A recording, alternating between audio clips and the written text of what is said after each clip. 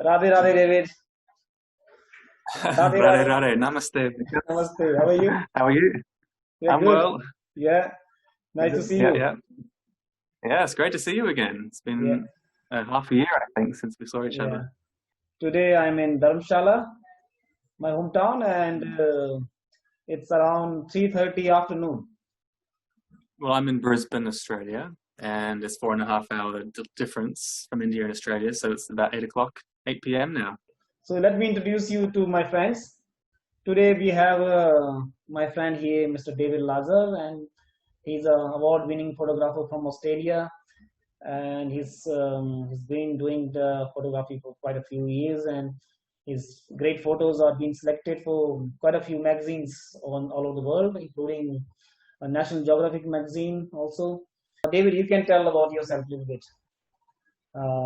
So Yeah, well, I've been doing photography since 2004, so that's now coming up to 16 years of photography. And it all started from my first trip, which was to India. Actually, that was my first big trip away from 2004.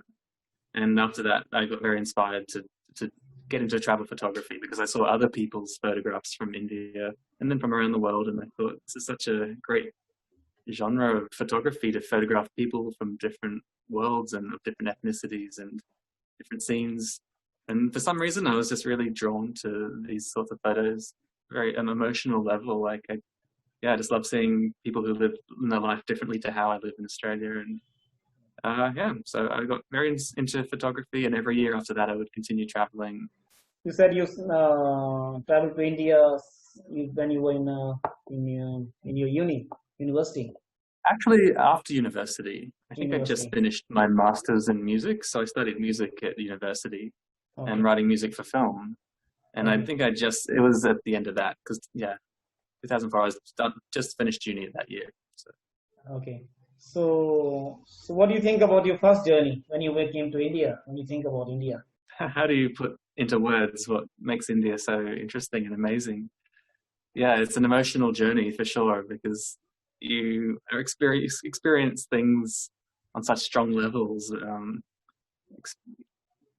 And so it's just such a memorable experience to travel in India, I think. Yeah. And it's like a roller coaster. I've always thought, it's like ups and downs and highs and lows.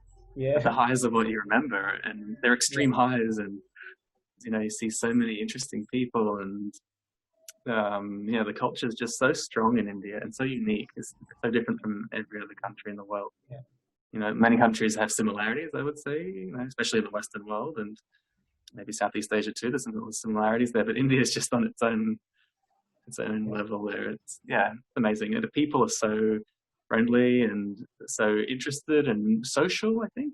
Like in many countries, maybe people are living in their boxed up houses and they're not interacting much on the street.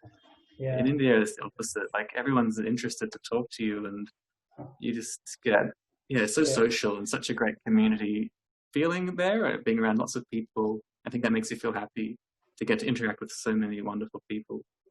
And then with that, of course, there's also the food and the Bollywood, and I love the music. The music of India is absolutely sublime. Like there's nothing. It's amazing how much great culture there is in India. So as I know, like you not only have a talented photographer, you are a very good musician also. So can you tell about like what music you play and the most important question, how you combine your photography, art, and the music? You're a master in that both of them. Yeah, well, so I've been playing piano since I was 5 years old. So all my life I've been playing the piano, and I'm teaching piano also at the moment, and written much music for film. But yeah, I've always done a lot of improvising. I studied everything classical and modern, pop and jazz, blues. But improvising has been a big strength for me. So being able to make up music on the spot, and a lot of Indian music has maybe got a bit of an improvisation quality. I think very virtuosic Indian music, and I really love that. And I really love, virtuosic fast music and complicated rhythms, and But yeah, as for what's the connection between music and photography, I don't think there is a really obvious one. Maybe the connection is that they both require a lot of patience and dedication to it. Yes, I You think can't so. get bored easily to be good at either of these. Like you have to be able to spend a long time repeating the same thing. Yeah, You know, for music, you've got to practice really a lot and not get sick of playing a song. And for photography, yeah, it takes a lot of time to get a good photo. It's not that easy. You've got to spend a yeah, lot of yeah. hours out and about. And editing in Photoshop requires heaps of patience. How did you got into the photography that like? Yeah, I'm self-taught with the photography. I didn't study it at all at Okay, university or any classes, but I was inspired by other photographers. So okay. I guess I learned it from analyzing other people's photographs that I really liked. Mm. And those started off by being portraits of people, and I was just so drawn to these portraits, and I found so much emotion in portraiture. So yeah, I tried practicing myself when I would then travel and try to get used to talking to people and asking if I could take their photo, and then you start to really think about, and you can look at why your photos are not very good and analyze that, and you start to see how important light is, Yeah, good quality light and a background that is appropriate to the person, and then slowly, I taught myself how to take better yeah. photos over time. Yeah, lots of years. Mm. So, like, you're not only, as I told you, not only a good photographer, you're a good musician also. And I can add one more thing: you are a good leader also. So you Oh, got thank you. now you're like I want to share with my friends that David not only a photographer, he leads the photography tours mostly in Asia and also in Mother India. So when did you start like travel photography? Yeah, well, I started the travel photography in 2004, and then I was entering a lot of competitions in 2008 and 9, 10, 11, and that was a big platform for me to get some success. Even if you don't win a competition, but you get highly commended or something, your name could be printed on a website article with your photos.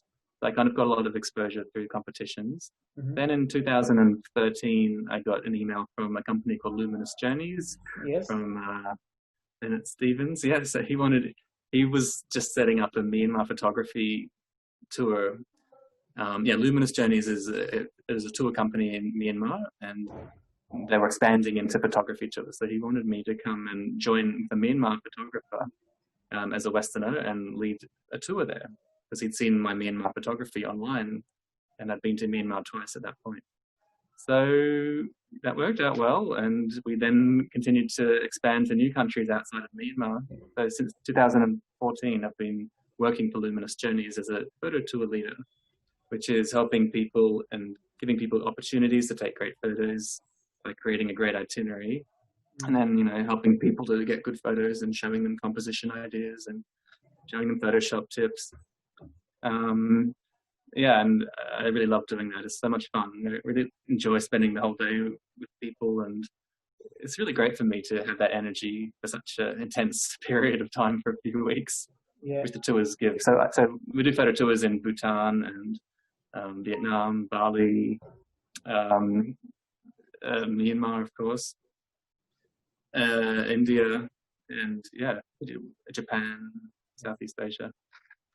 So the tours, I really love to do it, and I enjoy working with people and trying to lead it and be very clear with the trip and make sure it's a success. Mm-hmm.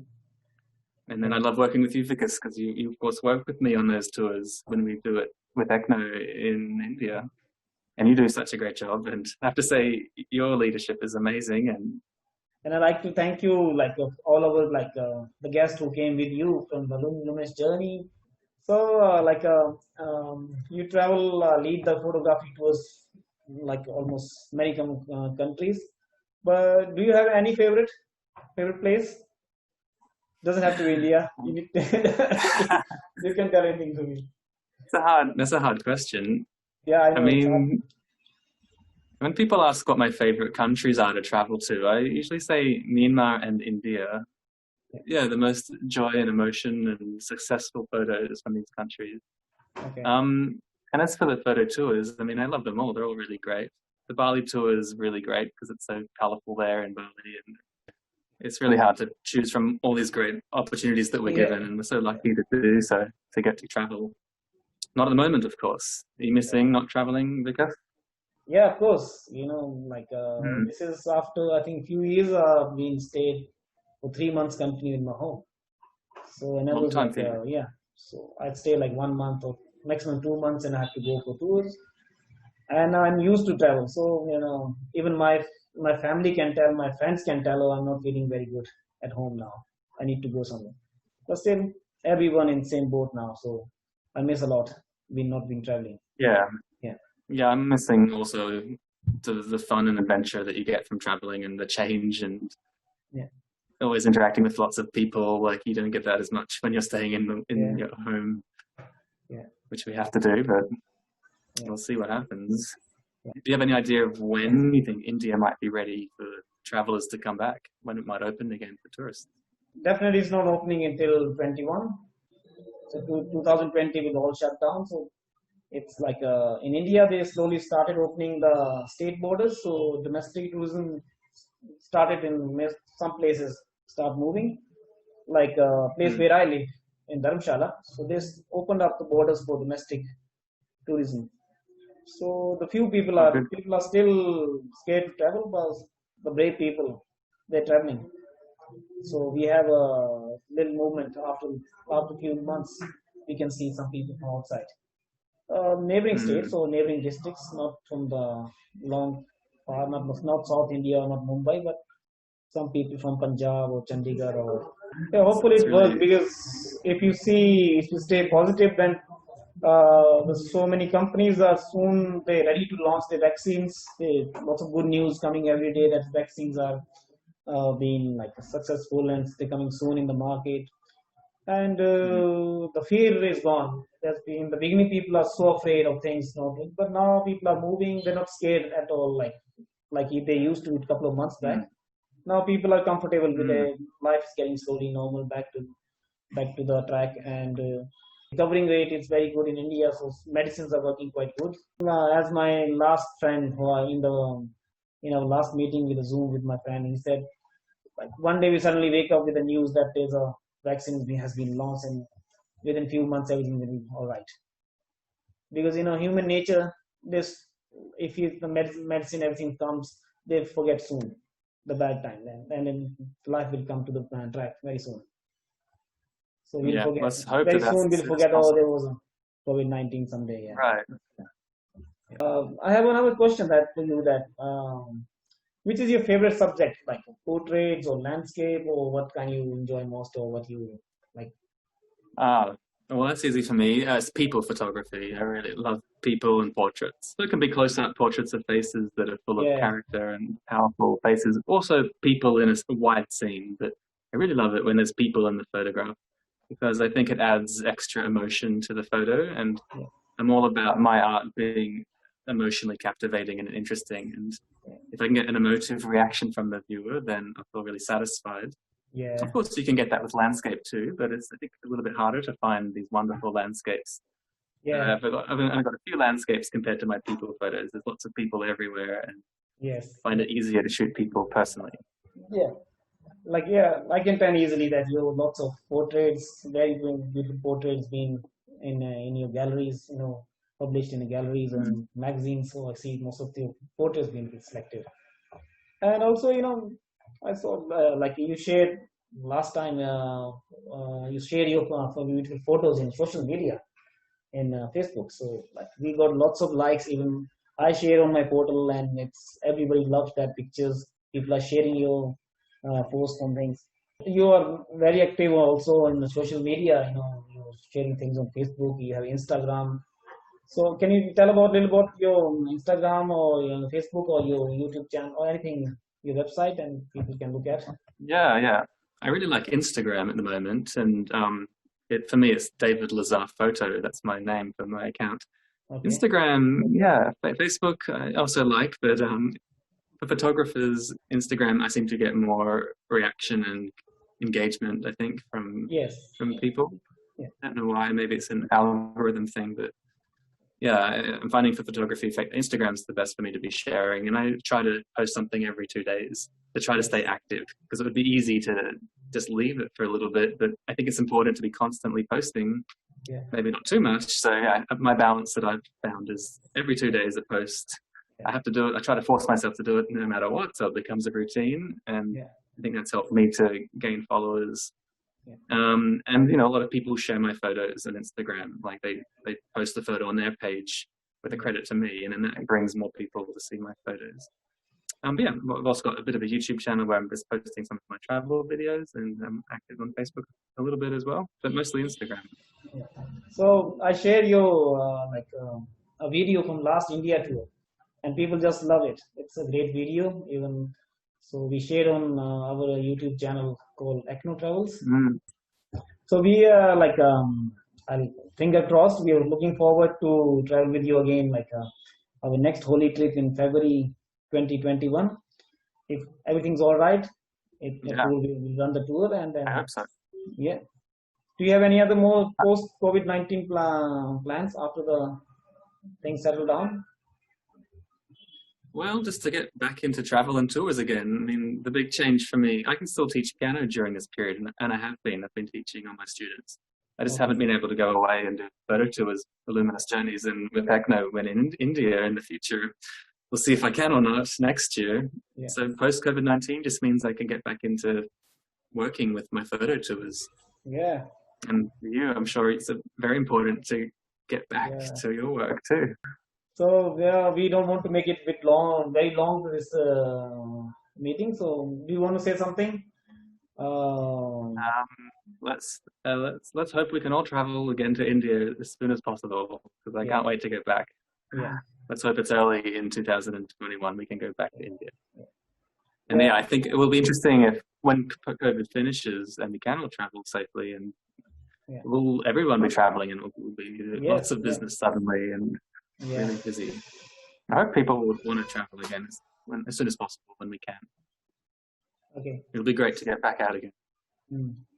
So thank you, David. Thank you very much for giving your time to us, and hope to see you soon in India. Yeah, my pleasure. Yeah. Yeah, great to see you again, Vikas. I hope to see you soon. So in language of Barsana, we say Radhe Radhe. All right. Radhe Radhe. Radhe Radhe. Bye-bye. Until next time. Bye-bye. See you. Bye-bye.